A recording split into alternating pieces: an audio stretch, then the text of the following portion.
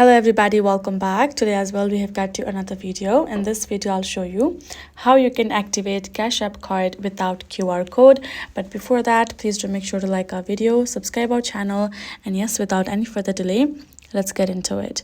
So for that matter, first of all, go ahead, open up your Cash App and make sure you're signed in as well.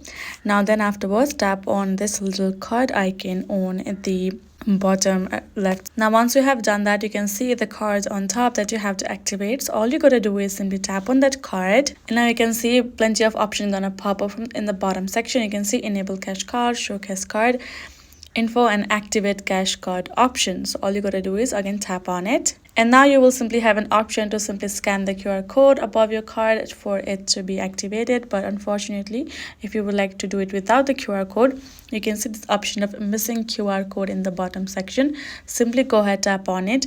Afterwards, they will require you to provide some information to activate, which will be the CVV number and the expiration date.